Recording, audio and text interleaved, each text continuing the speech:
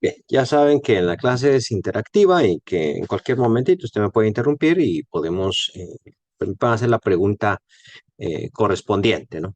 Entonces, la vez pasada habíamos visto que la filosofía como tal, pues nace en Grecia, ¿no? Y surgen varias escuelas de filosofía y ahí tenemos a grandes pensadores, como es el caso de Platón, de Sócrates, de Aristóteles.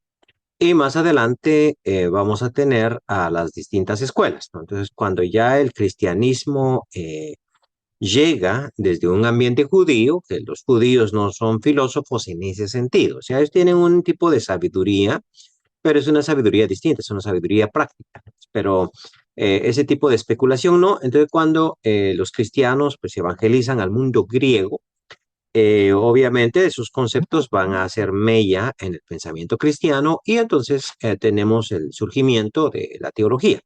Bueno, entonces la iglesia, vamos a llamarla iglesia cristiana, ¿sí? Estoy hablando de la iglesia universal. Entonces la iglesia cristiana ha estado con nosotros ya 2000 años. Bueno, los primeros 600 años, más o menos, 700 años, es lo que se conoce como patrística, porque esa es la época donde se sientan las bases doctrinales de la iglesia y esas bases doctrinales nosotros quisiéramos pensar que emanan directamente de la Biblia, pero realmente no, sino que es parte de la tradición filosófica que se interrelaciona con la Biblia y luego empieza a surgir lo que conocemos más adelante como doctrina cristiana, ¿no? Entonces, ok, entonces hay varios padres de la iglesia que establecen esas doctrinas fundamentales y que hacen uso de la filosofía. Y habíamos mencionado unos cuantos la clase pasada, como el caso de Justino Mártir, el Clemente de Alejandría, y habíamos hecho especial énfasis en Agustín, ¿no? Que es posterior. Cómo es que ellos formulan pensamiento cristiano, entienden la doctrina, por ejemplo, de la Trinidad, la doble naturaleza de Jesucristo, los distintos sacramentos a través de la filosofía, sobre todo la filosofía platónica. En el año 476, ahora sí, vamos a entrar a la Edad Media. En el año 476, bueno, mejor lo vamos a barajar así. En Historia Universal se dice que la humanidad ha atravesado por cuatro épocas o cuatro temporadas, ¿no? La edad antigua, la edad media, la edad moderna y la edad contemporánea, ¿ok? Entonces, la edad antigua va desde que se inventó la escritura, o sea, eso hace muchos, muchos años antes de Cristo, hasta la caída de Roma en el año 476. El Imperio Romano, que era la Roma grandísima, se separó en dos grandes imperios, el del Oriente con su capital en Constantinopla y el del Occidente con su capital en Roma. Entonces, el del Occidente, con capital en Roma, pues cayó en el 476 en poder de los bárbaros. El de Oriente va a tardar todavía otros 1000 años. Entonces, algunos sitúan el fin de la Edad Media con la caída de Constantinopla, que eso es en el 1453, o sea, 1000 años adelante. Pero, ¿qué pasó cuando cayó el Imperio Romano de Occidente, ¿no? Cuando cayó Roma? Bueno, lo invadieron los bárbaros y los bárbaros pues acabaron con todo lo que podría llamarse cultura, con todo lo que podría llamarse educación. Ustedes saben que las guerras no nos dejan cosas muy buenas. Entonces se acabó todo el florecimiento de Roma y finalizamos todo. El conocimiento quedó nada más en los monasterios. Pero más adelante hay un gran emperador de lo que hoy en día es Francia, Alemania, ¿no? Que se va a llamar Carlomagno. Entonces, Carlomagno unifica todo lo que es Europa bajo una sola bandera cristiana y él empieza a formar las escuelas. Aunque él nunca supo leer ni escribir, o sea, no supo nada de eso, él establece las primeras escuelas y escuela en latín se dice escola, ¿no? Entonces, eso va a ser importante más adelante. Todas las escuelas para que la gente aprendiera, o no todos, ¿verdad? Los hijos de los ricos siempre, pero para que ellos aprendieran, para que estudiaran, entonces formó las distintas escuelas. Esas escuelas al principio solo eran aprendizaje de latín, o sea, que tenemos que aprender latín y tenemos que aprender a leer y escribir. Pero más adelante se fueron incluyendo diferentes áreas del conocimiento, sobre todo lo que se conoció más adelante como las siete artes liberales. Y con las siete artes liberales uno lograba ya su bachillerato y luego después surgieron en ese ambiente de las escuelas las universidades. Primero la de Bolonia, que fue la primera del mundo, después Oxford, después la Sorbona de España, Salamanca en España, perdón, la Sorbona en, ¿cómo se llama este? En París y Oxford en Inglaterra, ¿no? Entonces surgen las universidades y entonces a esa filosofía que surge dentro de ese ambiente universitario de las escuelas se le va a llamar escolástica.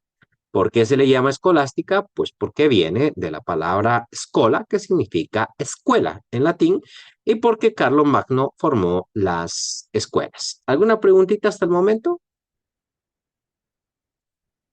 Miren que acabo de tirar un montón de contenido, me imagino que van a tener alguna pregunta, ¿cierto?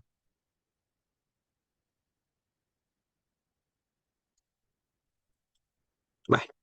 ¿Qué estudiaba uno en el bachillerato? En esa época, pues estudiaba las artes liberales. ¿Por qué se le llamaban liberales?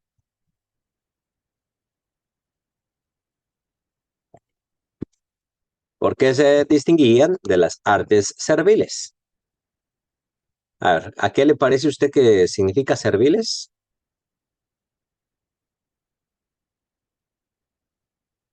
Hermano, tal vez porque eran ciencias relacionadas con la filosofía, pienso yo, o distintas a la religión. No, serviles no era de religión. ¿De qué era serviles? Serviles que les servían a él.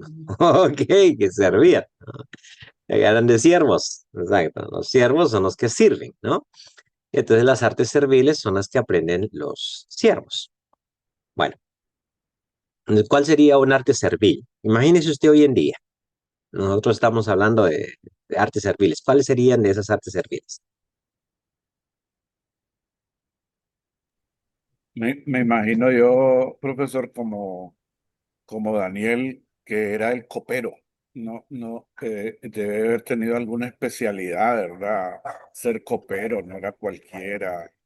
No sé, me parece. Bueno, no, de hecho, por ejemplo, si usted era una persona de rango bajo, de la baja sociedad, pues estudiaba un oficio.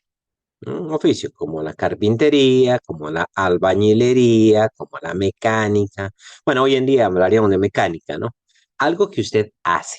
Entonces, a eso se le llama artes serviles. O sea, voy a estudiar carpintería, voy a estudiar sastrería, peluquería, lo que usted hace, ¿no? Entonces, en la Edad Media también, no podía decir, yo quiero aprender, yo quiero estudiar. Bueno, ¿qué va a querer estudiar? Bueno, yo quiero estudiar cómo hacer queso. Ah, bueno, es un arte, ¿no? Pero es un arte servil, o sea, porque es algo que te va a servir.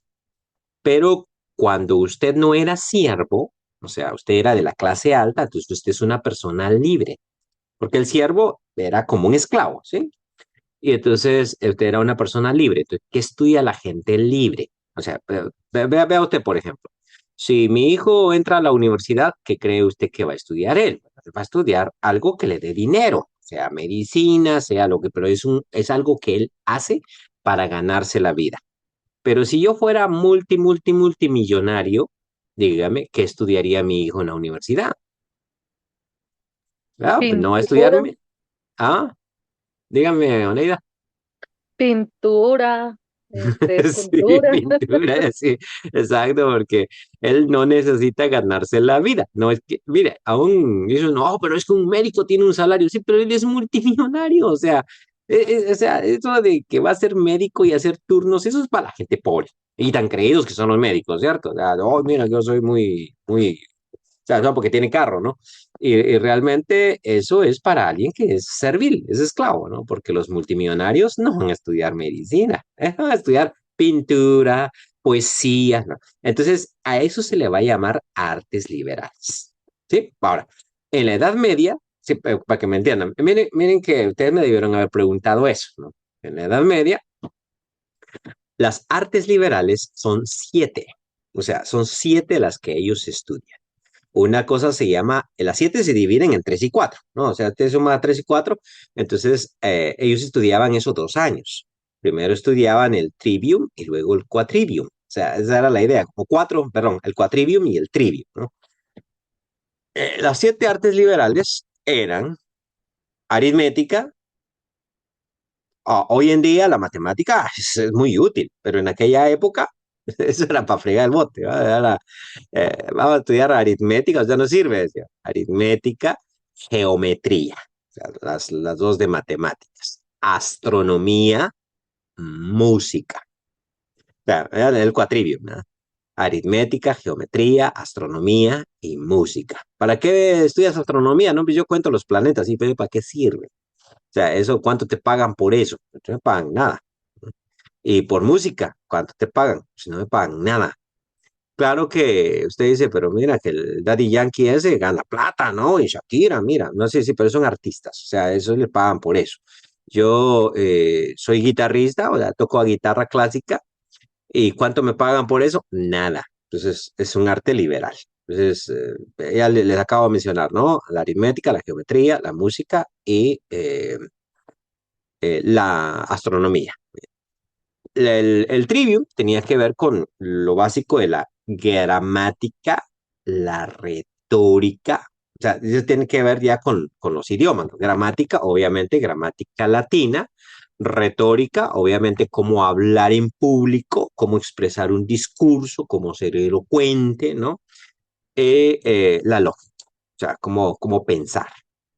Bueno, eso es lo que estudia. Entonces, toda persona que estudiaba tenía que estudiar las 7 artes liberales. Incluso hoy en día, en las universidades de Estados Unidos, uno puede sacar un máster en artes liberales, para que usted vea, mala cosa, ¿no? O sea, usted puede estudiar todo eso, las 7 cosas que le he dicho, y sacar un máster en artes liberales. De hecho, el máster que yo tengo se llama así, pero yo no estudié artes liberales, ¿no? Pero se llama máster en artes. Y uno dice, pero ¿por qué en artes? Por esas artes liberales, o sea, es la tradición. Entonces uno sacaba sus artes liberales, después entraba a la universidad y en la universidad podía estudiar medicina o podía estudiar derecho o podía estudiar teología, ¿no? Que era la reina de las ciencias. Sí, Por hermano ejemplo, Raúl. entonces, estas universidades, Oxford, por ejemplo, en Inglaterra, estaba dividida entre los serviles y los liberales, Mm, o eran especializadas en una. No, usted estudiaba ahí las artes liberales y después pasaba a sacar una carrera, como hacer la medicina, la teología. Eran 3 carreras, medicina, derecho o teología. Las artes serviles, esas no, esas se las daba un maestro. O sea, solo estaba yo distinguiendo entre una y la otra. Esa usted iba con un sastre y él enseñaba a hacer pantalones. Entonces decía, ¿qué está estudiando? Está estudiando sastrería, un arte servil. Yo solamente estaba hablando de las artes serviles en contraposición de las artes liberales, para que me entendieran qué era lo que no. Pero a la universidad uno no estudiaba artes serviles. O sea, eso no lo estudiaba, estudiaba artes liberales. O sea, eso era ya con un maestro. Así como hoy en día, ¿no? Uno estudia sastrería, uno va con un, ¿cómo se llama este? Con un maestro. Ahora, claro, en nuestros países a veces hay escuelas e instituciones del gobierno para garantizar que uno sabe. Entonces uno puede estudiar carpintería, no sé, en Guatemala, en Guatemala se llama INTECAP. En Nicaragua no sé cuál sea el equivalente, ¿verdad? Pero tiene algo así como un instituto donde a uno le enseñan sastrería, belleza y cosas así. Bueno, ahora, entonces, en cuestión de teología, en cuestión de teología, se van a escribir un montón ¿cómo se llama este? Va, para ponerlos en sintonía. Entonces, en esas universidades, cuando uno estudiaba teología, que es lo que nos importa ahorita, no me pregunten de la medicina y no me preguntan del derecho. Ah, mira, ahorita pregúntenme de la teología. Cuando uno estudiaba teología, eh, había un libro que escribió un señor que se va a llamar Pedro Lombardo. Se llama El sí y el no. ¿Ya? Y más adelante se va a llamar, otro filósofo que se va a llamar Pedro Abelardo va a escribir un libro que se va a conocer como el libro de las sentencias. Ahora, déjenme, estos dos libros se parecen mucho, pero déjenme explicarles cómo va. Digamos, cuando uno hace una pregunta, sea, uno hace una pregunta. Digamos, ¿los ángeles tienen o no tienen cuerpo? Es una pregunta sencilla de teología. ¿Tienen o no tienen cuerpo?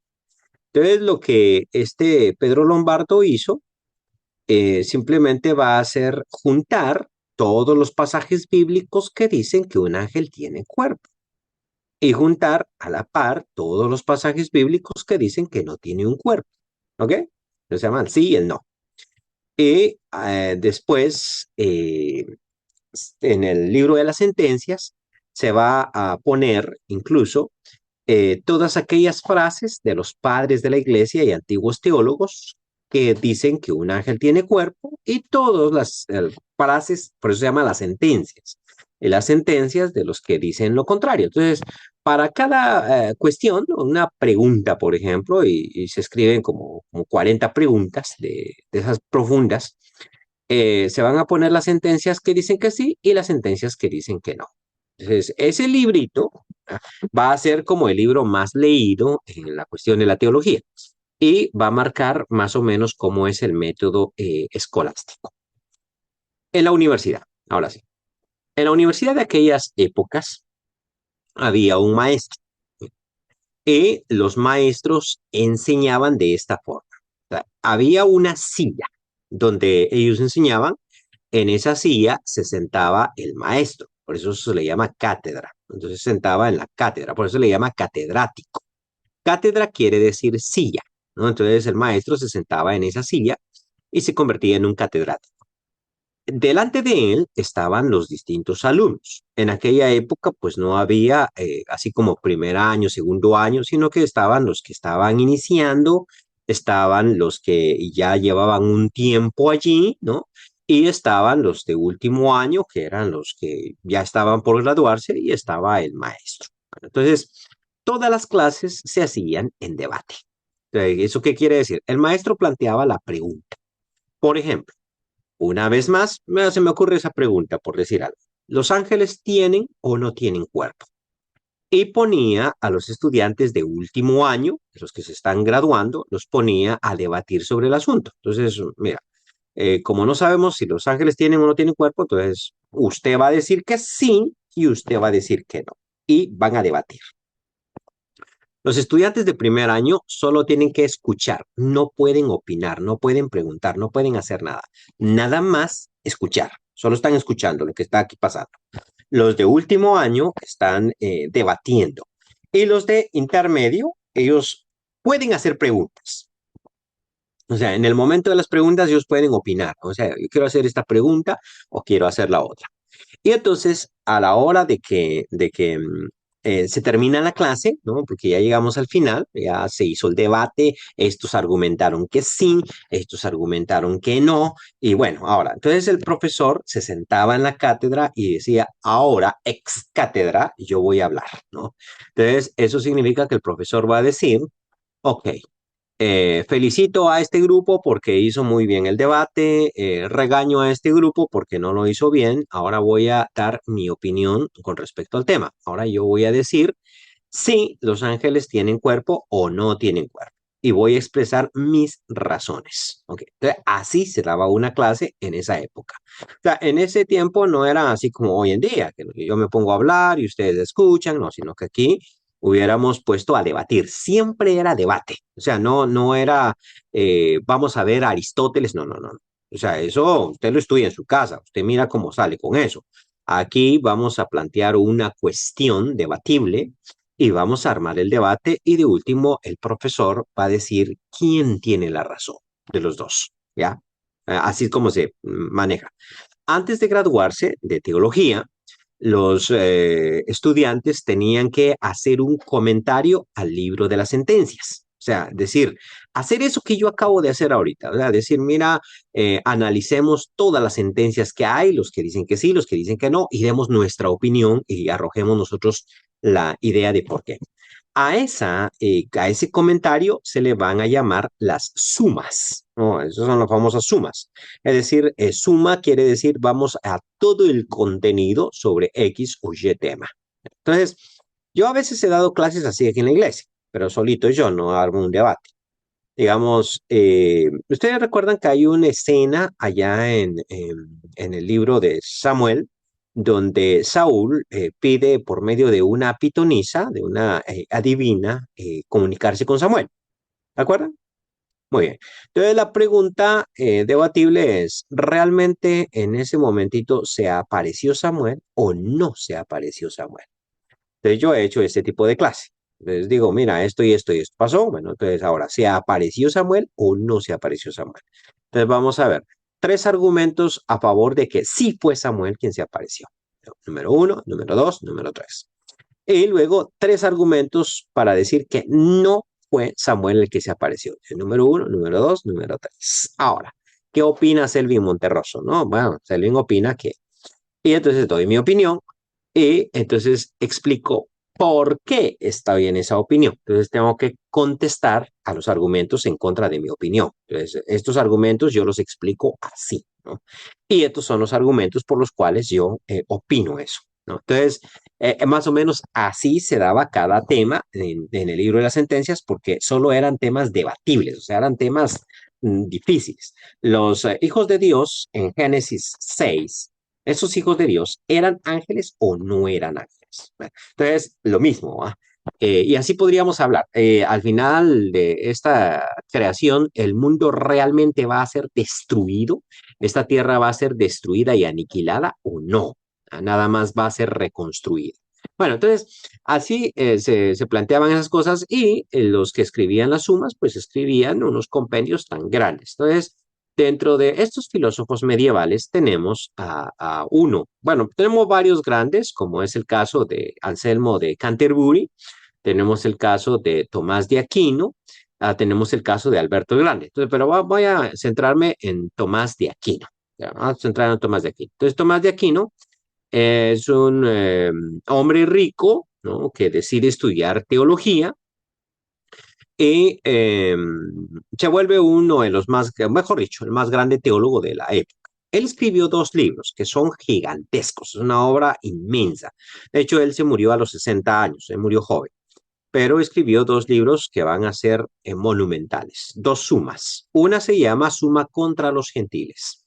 Ahora, ¿por qué escribió esa suma contra los gentiles? Bueno, porque en aquella época ya existían los musulmanes, los del Islam.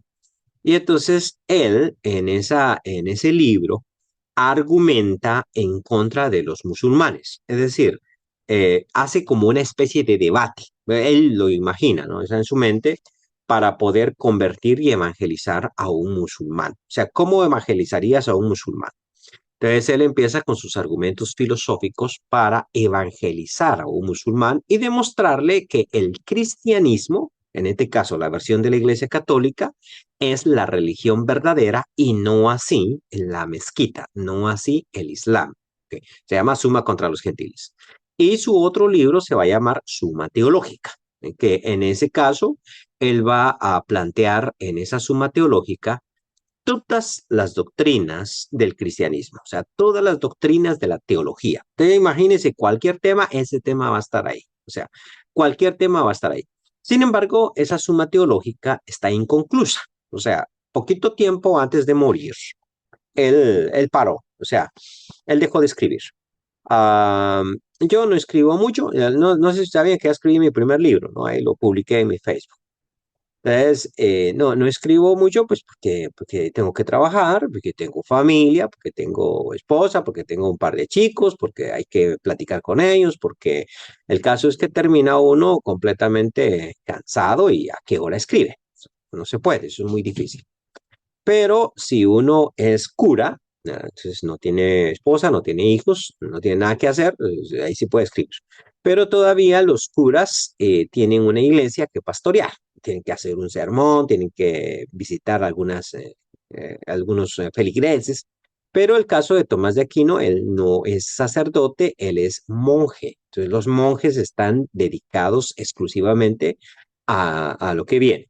Entonces, ellos no necesitan nada porque todo monje de la época y aún hoy en día, y sobre todo él que pertenecía a una orden mendicante, esos monjes hacían tres votos. el voto de obediencia, el voto de castidad y el voto de pobreza. Así es de que él no necesita dinero porque él va a ser pobre, ¿ah? Y él no necesita, está consagrado completamente a la labor teológica, ¿no? Entonces él escribe, pasa todo su tiempo escribiendo y ¿cómo se llama?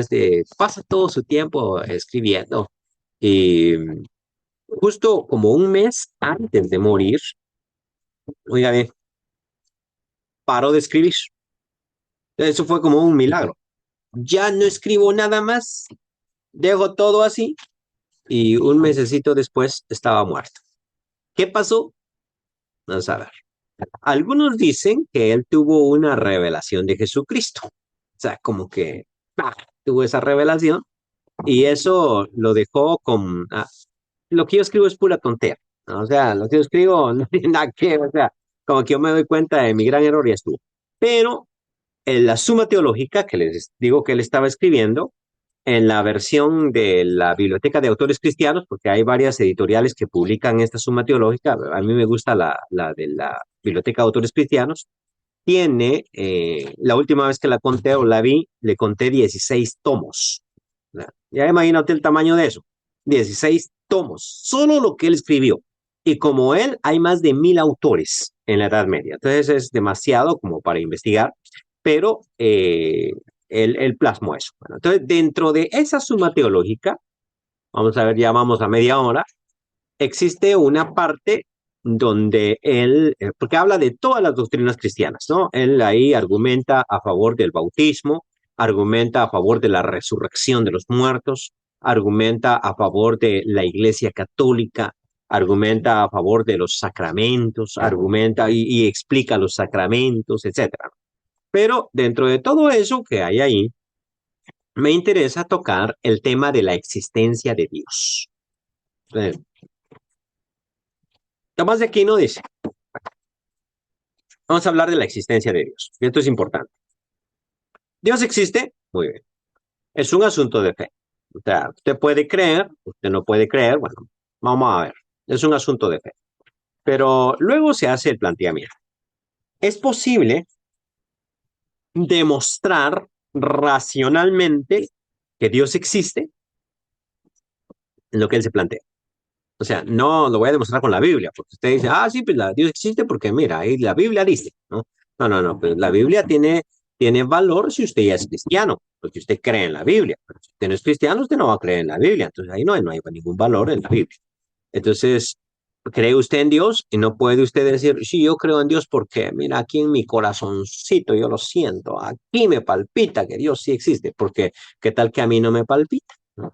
O usted puede decir, yo creo en Dios porque a mí se me manifestó. Pues me toca creerle a usted, porque hay muchos pastores que dicen también que Dios se le manifestó y dijo que yo le entregara el diezmo, y yo no les creo. Entonces, toca creerle a usted, pero eso ya es otra cuestión. Pero ¿podría usted demostrarme racionalmente, en efecto, que Dios existe? ¿Que podría hacerlo? Demostrarle racionalmente. Entonces él se pone a ese rollo. Y Tomás de Aquino dice, sí, yo puedo demostrar que Dios existe. Y crea 5 argumentos, ¿ok?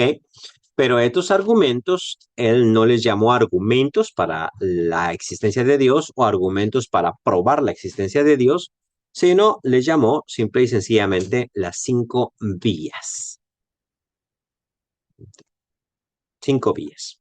Bueno, ¿han escuchado ustedes alguna vez de las 5 vías de Tomás de Aquino o los argumentos para la existencia de Dios? ¿O alguna vez se habían planteado si Dios existe y qué argumentos podríamos nosotros tener para la existencia de Dios? Si alguna vez usted ha visto eso en teología, déjeme decirle que eso viene de Tomás de Aquino. O sea, antes de él había un único argumento para la existencia de Dios. Uno que había creado Anselmo de Canterbury allá por el año 1200. Anselmo había planteado la misma situación y entonces él había creado un argumento que se llama el argumento ontológico para la existencia de Dios, que es bien enredado. En filosofía es muy enredado, así que no lo voy a tocar en este momento. Me voy a llevar la media hora en ese argumento. Pero ya Tomás de Aquino entonces crea 5 vías. La primera vía es la cuestión de la creación. Entonces vamos a plantearlo. ¿Cómo es la cuestión de la creación? resulta, dice Tomás de Aquino, que usted mira que para cada cosa que existe necesitamos una causa. O sea, todo lo que existe tiene que tener una causa. Los médicos basan toda su teoría en eso.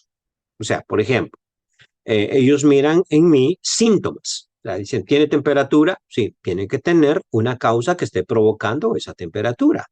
No es simplemente que usted tiene temperatura, pues porque el clima está cálido. Tiene temperatura, entonces necesito algo que indique, o sea, puede ser cualquier cosa, o sea, pueden ser muchas cosas. Puede ser que usted tenga una infección, puede ser que, en fin, pero un médico siempre va a decir, espérate, todo síntoma en el cuerpo tiene que tener una causa. Entonces hay un momentito en que usted se reporta enfermo. Dice, mira, yo estoy enfermo, tengo esto, ¿no? Qué sé yo, me desmayo, ¿no? Entonces el médico empieza a buscar una causa.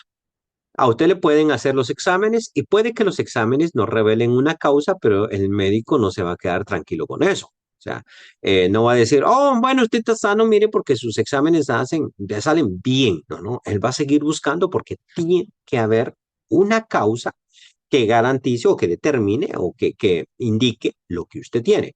Incluso, yo no sé si ustedes sabían que, ah, ¿cómo se le llamó esta enfermedad? Se le llamó SIDA. ¿Alguien sabe qué es lo que significa SIDA? Síndrome de inmunodeficiencia adquirida. Ok, qué interesante, ¿ah? Síndrome de inmunodeficiencia adquirida. O sea, inmunodeficiencia. O sea, mi sistema inmune tiene una deficiencia. Mejor dicho, cuando me pega una gripe no me puedo recuperar. La diabetes es más o menos así, ¿cierto? Que a uno le pega una infección y el cuerpo no puede luchar contra la infección. Pues hay una inmunodeficiencia.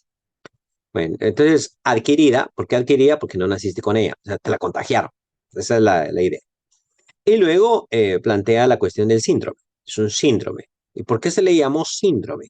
Bueno, porque ahí hay como como un síntoma, ¿no? Es síntoma y no sabemos ni qué es.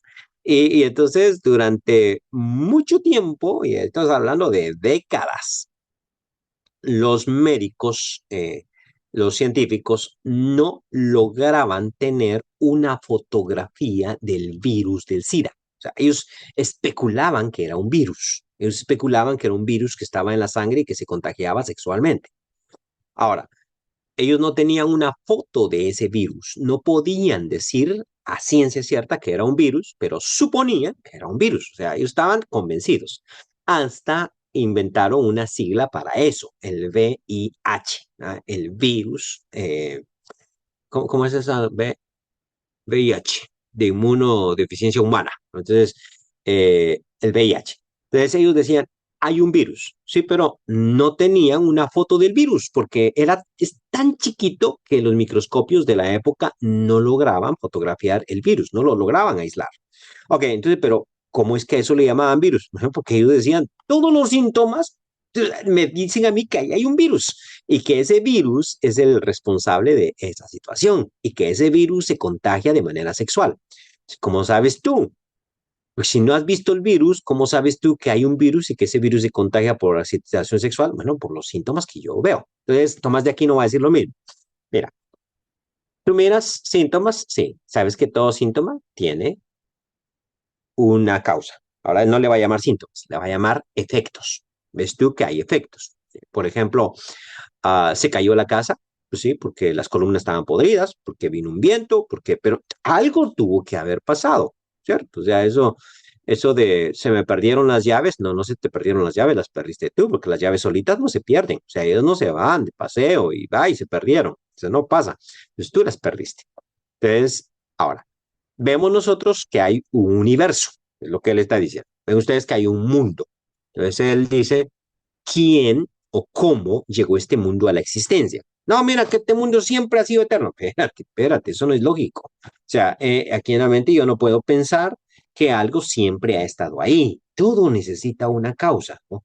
Y esa causa tiene que ser tan grande como el efecto mismo. Es en este caso, usted podría decir, hoy en apologética se dice, mira, hay la posibilidad de que el mundo sea eterno y se plantean esa oportunidad y luego niegan esa posibilidad. Eso ya con métodos científicos. Tomás de Aquino lo había hecho solo con filosofía anteriormente. Decía, no, mira, no es posible que el universo sea eterno, tiene que tener esa causa, y esa causa es la que yo llamo Dios. Hermana Ana, Hermano, yo estuve revisando sobre las 5 vías. En la ahorita. primera vía leí que eh, antes de la clase Ah, bueno, súper, súper. dice que deduce del movimiento de los objetos. La Ok. primera vía dice que se deduce del movimiento de los objetos, acto y potencia. Un mismo ente no puede mover y ser movido al mismo tiempo. Todo aquello que se mueve lo hace en virtud de otro. Un primer motor inmóvil que se identifica con Dios como principio de todo. Y Ujú, en la segunda vía, que no sé si es la que nos está explicando, dice, se deduce de la causa eficiente. Todo objeto sensible está limitado por la forma. De ahí que sea eterno y sí causado. Una causa incausada, identificada con Dios, creador de todo. ujú. Siga, siga. Digo, la tercera Sí. vía se deduce a partir de lo posible.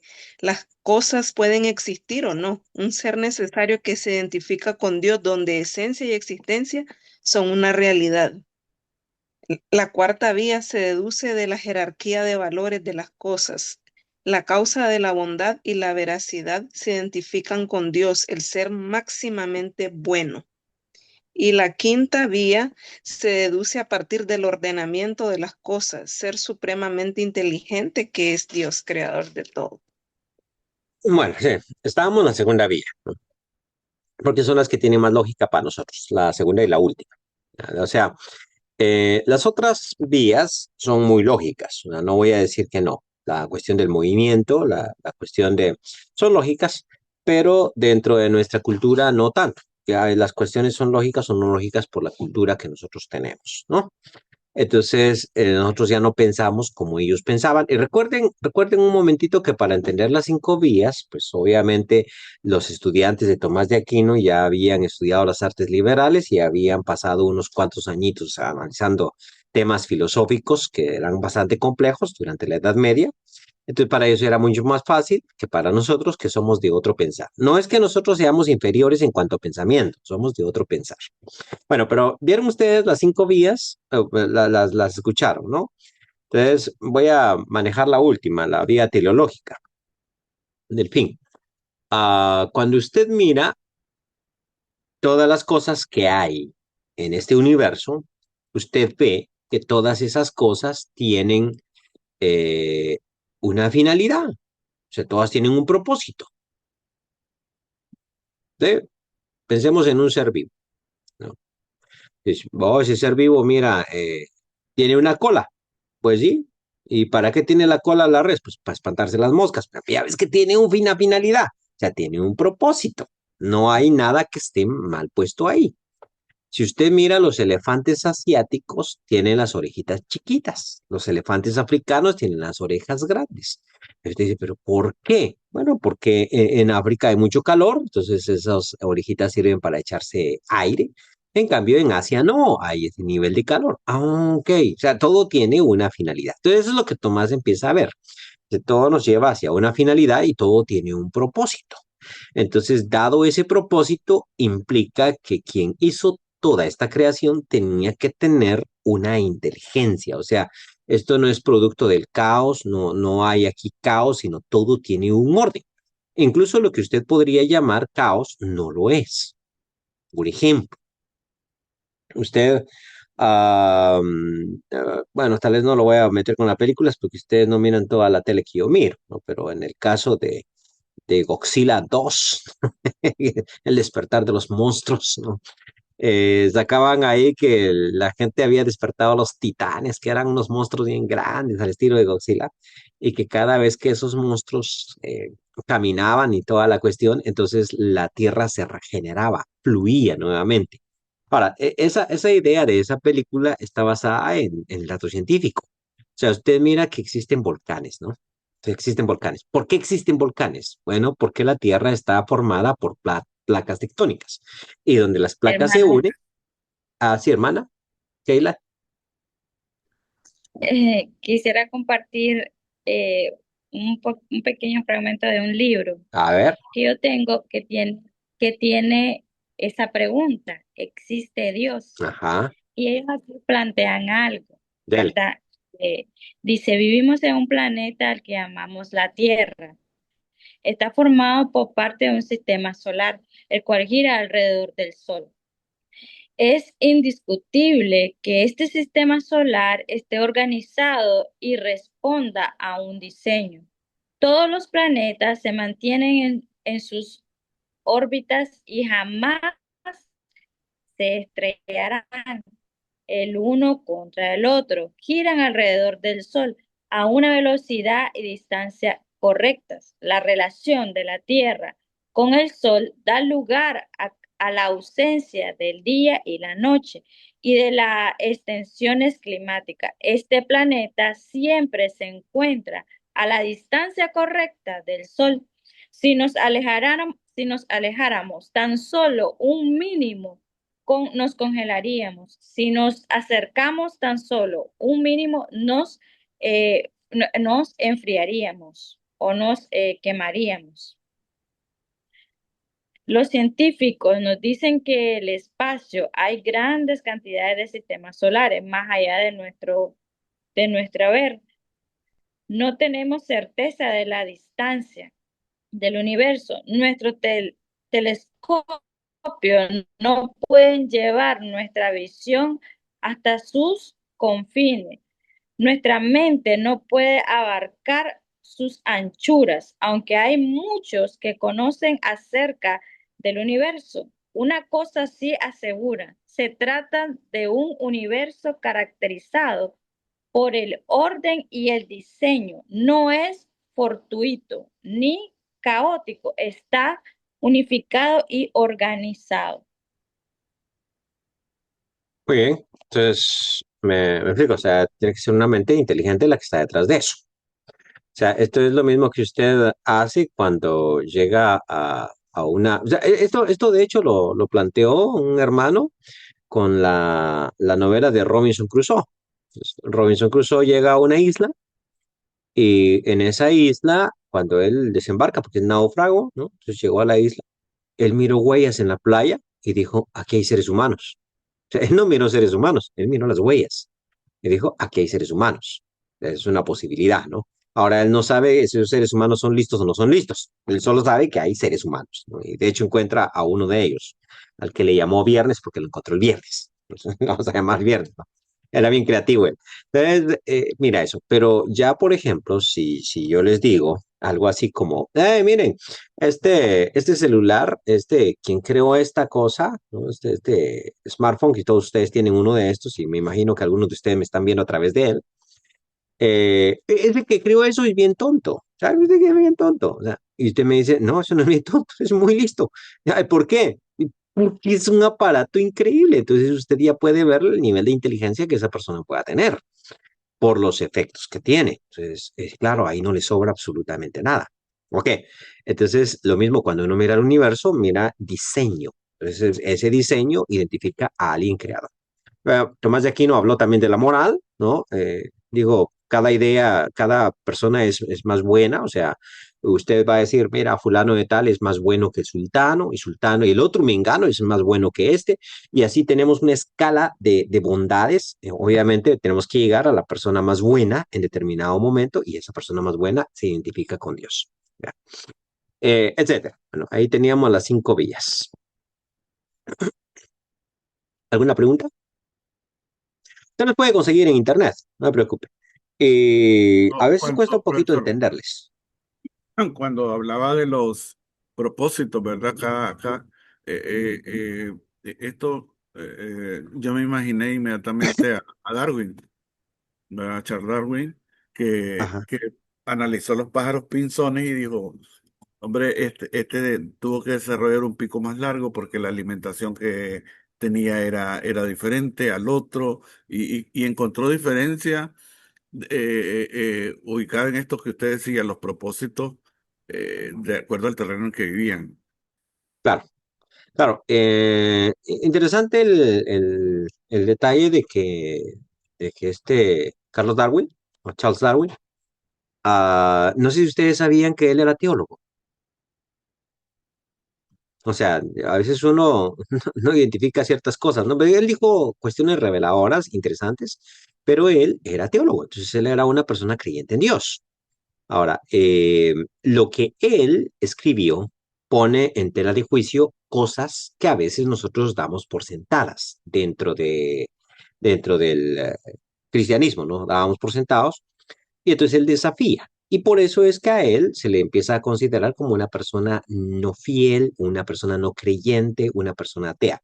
Pero en sí no lo era.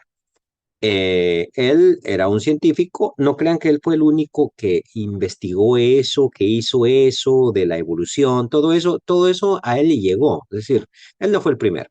Ya desde el tiempo de los árabes, cuando los árabes gobernaban en Córdoba, en España, ya se han encontrado libros que hablan del mismo estilo de Darwin, solo que a veces él es el que está en el momento, la ocasión para que le hagan caso. O sea, a veces sucede, ¿no? O sea, momento. Pero él era un científico, muy bien. Entonces, él lo que encontró fueron las leyes de la biología. ¿Ya? Ahora, las leyes de la biología no determinan que no hay Dios. Las leyes de la física no determinan que no hay Dios. Solo te muestra que hay ciertas leyes que rigen el universo. Bien. Ahora, Dios creó esas leyes, porque Dios es un Dios de orden. Entonces, a veces uno piensa, y esta es la equivocación, que en el principio Dios creó las cosas así como están ahorita. O sea, al principio Dios creó los gallos de pelea. ¿Usted conoce los gallos de pelea? ¿Sí? Gallos de pelea, ¿eh? Y creó los gallos de granja. No, fíjate que esos no los creó Dios, ni los de granja, ni los de pelea. Esos se formaron después. Dios creó un animalito que estaba en el bosque y que peleaba con sus semejantes, ¿no? Entonces, cuando domesticaron a ese, crearon el gallo de pelea. Eh, el gallo de granja que usted se come derivó del gallo de pelea. O sea, el gallo de pelea es el original. El gallo de granja es el que nosotros formamos ahí, que cada vez que salía más gordo, pues lo cuidábamos más porque hay más carne, ¿no? Entonces ese fue el que nosotros creamos. Bueno, pero entonces el caso es que Darwin se fija que hay ciertas leyes que rigen la biología. Ahora, voy a plantear aquí una cosa. Cuando Jesucristo dijo, lo que Dios unió, no lo separe el hombre, voy a hacer una pregunta de teología. Está hablando del acto sexual, ¿cierto? Eso lo dice en Mateo 19. Lo que Dios unió, no lo separe el hombre. Está hablando de matrimonio, ¿cierto? Bueno, está hablando de matrimonio. Y es la cuestión de la sexualidad dentro del matrimonio. No es el momento de firmar un acta, sino el momento de tener relaciones sexuales. ¿De dónde lo saco? Pues de 1 Corintios capítulo 6, donde dice que el que se une con una ramera, donde no hay matrimonio, ni se firma ningún acta, ni hay ningún juez. ¿No? O sí, llega uno con un notario y mire, me voy a acostar con esta prostituta, ¿no? Vamos a firmar el acta. ¿Verdad que no? Pero allí, en ese contexto, fue que él dijo, el que se une con una ramera, un solo cuerpo es con ella. ¿Ah? Ahora, voy a mi pregunta.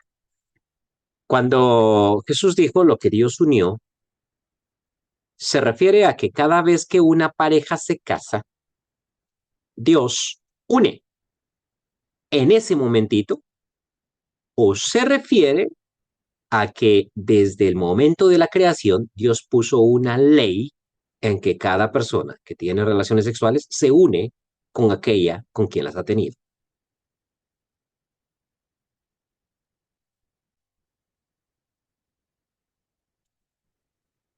¿Se me explico?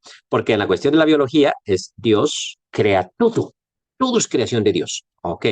Pero Dios no crea cada uno, sino crea la especie y pone leyes que siguen rigiéndose. Entonces, luego todo viene a ser creación de Dios, sí, pero por medio de las leyes que se vienen rigiendo. O sea, hay ciertas leyes. Incluso la salvación la entiendo yo de esa manera. O sea, Dios salva. Sí, claro, Dios salva porque nos da la oportunidad, porque Él murió por nosotros, porque plasma las leyes. Ahora, si usted te corresponde el hecho de hacerlo o no hacerlo. Bueno, sí, me acabo, yo creo que me estoy haciendo bolas aquí, pero el asunto es, eh, Darwin descubre las leyes. Eso la gente lo toma como, oye, qué mal, porque yo quiero que Dios haga cada detalle, pero Dios no hizo las cosas así. Dios planteó leyes que hacen posible la vida. Y Darwin solo está descubriendo cómo van esas leyes naturales en su libro El origen de las especies. Bien, ¿tienen alguna pregunta? La Hermano, próxima. Sí. no solo algo me llamó la atención que leí de Santo Tomás de Aquino, que escribió que la mujer es un ser defectuoso e imperfecto. Bueno, No sé qué me puede decir al respecto. no, pues sin meterme en problemas con usted, pues no puedo. Eh, sí, tenemos que entender a los grandes pensadores dentro de sus propios contextos, ¿no? Y dentro de sus contextos, pues eso es lo que ellos observan. Ahora, ¿de dónde observan ellos eso? Bueno, físicamente el cuerpo de una mujer es diferente al de un hombre. Eso es obvio, ¿no? Digamos, somos distintos. ¿Por qué somos distintos? Y quien diga que no, que somos iguales, pues ya ven ustedes que las competencias de boxeo, por ejemplo, un hombre por delgado que sea, pues va a pegar más duro, ¿no? Y ¿han visto ustedes a esos hombres que se autoperciben como mujeres y pobrecitos masacran a una mujer en el boxeo? Y en el atletismo, por ejemplo, hay categoría masculina y femenina. En el fútbol hay categoría masculina y femenina porque obviamente no juegan igual. Ahora, ¿eso por qué? Bueno, porque el cuerpo de una mujer, y usted como médica lo sabe, tiene que sufrir algunas diferencias para poder ejercer la maternidad. O sea, la pelvis es más ancha, que tiene que nacer un niño por allí. Entonces, eso de la pelvis más ancha hace que la mujer también tenga un equilibrio no tanto como el del varón, y entonces no va a jugar el básquetbol igual que el varón, ni va a correr igual que el varón, porque su cuerpo no está hecho para eso, ¿eh? Está hecho para procrear. ¿Ya? Ahora, eso yo lo miro como una diferencia, o sea, somos diferentes. ¿Y quién es mejor? Bueno, depende. ¿Vas a tener un niño o vas a, ¿cómo se llama a perseguir a un venado? O sea, ¿cuál va a ser tu trabajo en este universo campesino, ¿no? Pero entonces, eso que es simplemente una diferencia por una persona como Tomás de Aquino puede ser visto como una desventaja. Ya. Entonces, la biología nos forma así. En el mundo antiguo, por ejemplo, las mujeres estaban para tener bebés y los hombres estaban para salir de cacería y proveer. Entonces el cuerpo de un varón evolucionó para el trabajo que tenía que hacer, cazar, ¿no? Y el cuerpo de una mujer para el trabajo que tenía que hacer, procrear. Hoy en día, no sé si ustedes se han fijado eh, que cada vez la brecha en deporte se va cerrando. Es decir, antiguamente un hombre corría mucho más que una mujer, pero cada vez esa brecha se va cerrando. Cada vez las mujeres van siendo más pilas para el atletismo, más pilas para el boxeo, más para eso. Y eso tiene que ver con el desarrollo de nuestra cultura, que por ejemplo ahora los hombres no necesitamos salir a cazar. Les voy a plantear esta situación. Bueno, pero me estoy metiendo mucho biología, mejor no. Espera, avanzo, ¿no? Entonces, él, como es parte de su cultura, mira eso y dice, "Ah, una mujer tiene un cuerpo más deficiente". Bueno, yo le diría, depende para qué. O sea, te equivocas, depende para qué. Pero él está pensando en la guerra, él está pensando en estrategia, él está pensando en esas cosas. Pensemos en la inteligencia. La inteligencia con esa nacemos, ¿no? Y la inteligencia no respeta sexo. Y eso yo lo he experimentado como maestro. He visto muchas parejas que llegaban a Baxter, a veces él era más inteligente que ella, ¿no es cierto? Así era. Y a veces ella era mucho más inteligente que él. Bueno, así era, ¿no? ¿Qué le vamos a hacer? Pero esa inteligencia se llama cristalizada, así es con lo que uno nace. Sin embargo, cuando uno recibe educación, esa inteligencia se puede expresar mejor. Lo voy a decir de esta manera. Yo cuando nací era igual de inteligente que ahora, o sea, mi inteligencia no varía, solo que a la hora de estudiar yo adquirí un montón de herramientas que hacen que esa inteligencia pueda ser puesta en acción. O sea, la educación no te hace más inteligente, sino te hace aprovechar mucho más esa inteligencia. O sea, yo puedo ser un genio matemático, pero si nunca tomo una clase de matemática, el genio está dormido. Pero cuando yo estudio matemática, el genio se despierta. ¿Sí me estoy explicando en eso? Ok, entonces, en la época de Tomás de Aquino, las mujeres no estudian, estudian los varones. Y si eres mujer, pues no estudias, porque tus papás no te ponen a estudiar. Luego Tomás de Aquino conversa con una mujer y ¿qué es lo que él escucha? Sí me estoy explicando. O sea, eso es como dicen, mira, los pobres son tontos. Pues es que mira, y no ha podido, o sea, cómo no? ¿Y dónde estudia uno, no? En cambio, los ricos tienen muchas más posibilidades, ¿no? Mira, Selvin, por ejemplo, no es tan listo. Ah, ok, pero Selvin, ¿de dónde viene? Pues de una aldea de Guatemala. ¿Y qué comía cuando era niño? Pues solo frijolitos cuando había. Entonces, y todos los nutrientes, ¿no? Olvídelo usted. O sea, es más, yo me desnutrí, tenía el pelito amarillito así, era bien flaquito, y mi mamá pues compraba un vasito de leche, pero no era de este tamaño, ¿no? Era un vasito de leche chiquitito así, compraba a la vecina que tenía una vaca, entonces yo todas las mañanas iba allá y ordeñaba la vaquita y me daba el vasito de leche así. Eso era lo que yo comía. Entonces, mi hijo, por el contrario, ese puede beberse el medio litro si quiere, ¿no? A él le compro, ¿no? Y que tome, mijo, aliméntese, ¿no? Que no sea desnutrido. Entonces, eso significa que el hijo va a ser más listo que yo. Pues sí, es que tiene más posibilidades. Pero si uno no las tiene, entonces tenemos a Tomás de Aquino platicando con una pobre mujer a la que tal vez no han alimentado bien porque es mujer, ¿no? Y tal vez y no ha entrado a estudiar, no sabe leer, no sabe escribir, no sabe latín, no sabe lógica, no sabe el trivium, no sabe el quadrivium, no sabe nada. Entonces él va a decir, no, mira, pues estoy ante una persona que es inferior, ¿cierto? Sí, claro, eso pasa muchas veces. Y eso es lo que pasa también cuando nosotros desestimamos otra raza, otra cultura, otra nacionalidad. Estamos haciendo un juicio equivocado, ¿no? Por situaciones que a veces son parte de la vida, es parte de la cultura.